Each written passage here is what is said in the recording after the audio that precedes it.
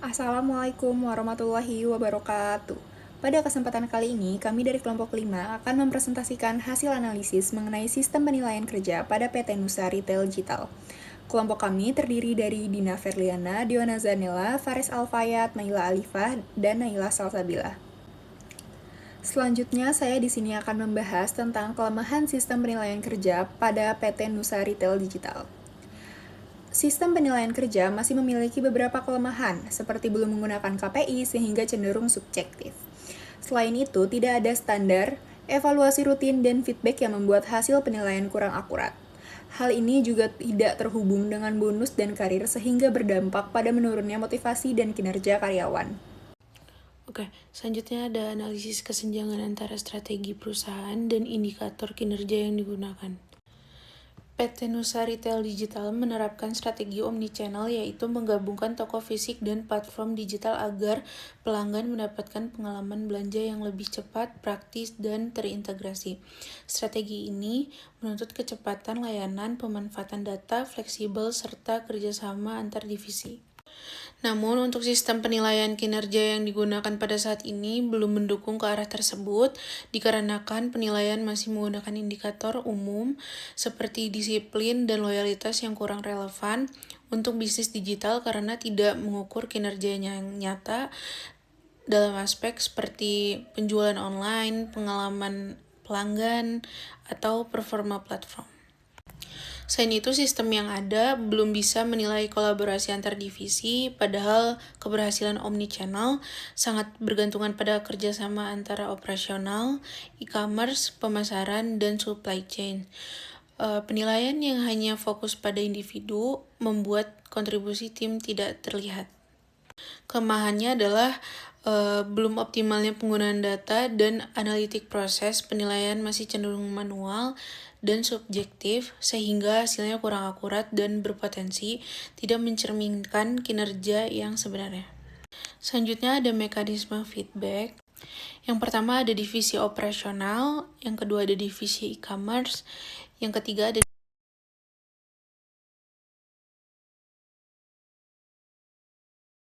atau jika digabungkan dengan KPI individualnya harus mencapai 100%.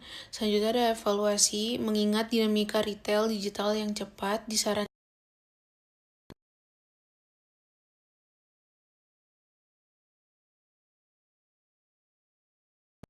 Yang pertama, kegagalan sistem pengukuran, yaitu indikator yang terlalu umum. Sistem saat ini hanya mengukur aspek administratif seperti loyalitas dan disiplin, yang mana hal ini tidak mampu untuk memotret performa krusial seperti sales growth, conversion rate, order fulfillment yang justru menjadi penentu keberhasilan retail digital. Selanjutnya, terjadinya invasi digital karena parameter ukurnya subjektif dan tidak kuantitatif, alias tanpa KPI, hampir semua karyawan mendapatkan skor tinggi, yang mana kondisi ini membuat perusahaan kehilangan data akurat untuk membedakan yang mana karyawan yang berprestasi tinggi dengan karyawan yang berkontribusi minimal. Selanjutnya, kegagalan perencanaan kinerja, yaitu ketidaksinkronan antar divisi. Strategi omnichannel sangat menuntut kolaborasi erat antar toko fisik dengan platform digital. Namun, perencanaan kinerja saat ini masih bersifat bekerja sendiri-sendiri dan tidak menilai kerjasama lintas fungsi. Selanjutnya, siklus evaluasi yang terlalu lambat.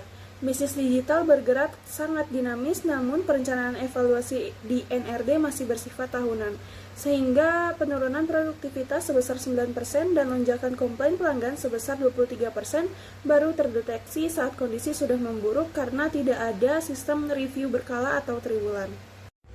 Selanjutnya, dampak terhadap remunerasi dan motivasi adalah ketidakadilan reward karena hasil penilaian atau pengukuran yang tidak objektif, sehingga bonus dibagikan secara merata tanpa adanya korelasi dengan hasil nyata kinerja.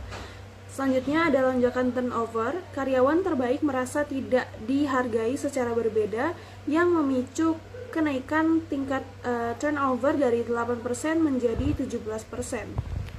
Selanjutnya yang keempat, ada dokumen desain sistem penilaian kerja. Sistem penilaian kinerja yang baik harus dilakukan secara berkelanjutan melalui review berkala sehingga perusahaan dapat memantau dan mengevaluasi kinerja karyawan secara lebih cepat dan relevan. Selain itu, adanya rencana perbaikan kinerja atau PIP membantu karyawan yang belum mencapai target agar dapat berkembang dengan arahan yang jelas dan dukungan dari perusahaan. Untuk menjaga keadilan, sistem ini juga perlu dilengkapi dengan mekanisme banding, sehingga karyawan memiliki kesempatan menyampaikan keberatan secara objektif dan transparan. Dengan adanya ketiga komponen ini, sistem penilaian tidak hanya berfungsi sebagai alat evaluasi, tetapi juga menjadi sarana pengembangan karyawan, meningkatkan motivasi kerja, serta mendukung pencapaian tujuan organisasi. Selanjutnya, format formulir penilaian. Di sini ada beberapa poin untuk penilaian. Nah, formulir ini dirancang agar penilaian lebih objektif dan terukur. Dengan menggunakan penilaian KPI dan kompetensi, selain itu, adanya self-assessment dan feedback membuat proses penilaian lebih transparan dan mendukung pengembangan karyawan. Di bagian ini, kami menentukan KPI untuk dua divisi utama, yaitu operasional dan digital. Untuk divisi operasional, kami fokus pada dua hal, yaitu pertumbuhan penjualan dan kepuasan pelanggan. Sales growth diberi bobot lebih besar, yaitu 60%, karena berhubungan langsung dengan pendapatan perusahaan, sedangkan CSAT 40% untuk memastikan kualitas layanan tetap terjaga. Sementara di divisi digital, kami menggunakan conversion rate dan response time.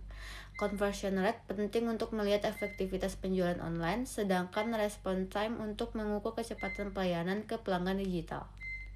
Selanjutnya, untuk divisi supply chain dan supervisor. Di supply chain, fokusnya adalah efisiensi distribusi. On-time delivery memiliki bobot lebih besar karena ketepatan pengiriman sangat berpengaruh ke kepuasan pelanggan. Sedangkan untuk supervisor atau manajer, penilaian lebih difokuskan ke kinerja tim, karena itu, tim performance memiliki bobot 70%. Sisanya 30% adalah employee engagement untuk memastikan tim tetap termotivasi dan produktif. Selanjutnya, alasan pemilihan model penilaian. Di sini kami menggunakan model KPI berbasis kinerja karena sistem sebelumnya cenderung subjektif dan tidak terukur.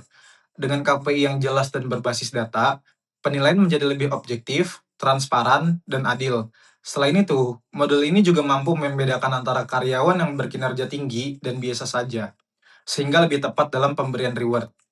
Selanjutnya, model ini juga disesuaikan dengan strategi perusahaan yang berbasis omnichannel, jadi mencakup offline dan online. Nah, kami juga menggabungkan indikator kuantitatif seperti penjualan dan kualitatif seperti kepuasan pelanggan agar tetap seimbang. Harapannya, dengan sistem ini, motivasi karyawan jadi meningkat, produktivitas naik, dan tingkat turnover bisa menurun. Mungkin cukup sekian dari kelompok kami, kurang lebihnya mohon maaf. Wassalamualaikum warahmatullahi wabarakatuh.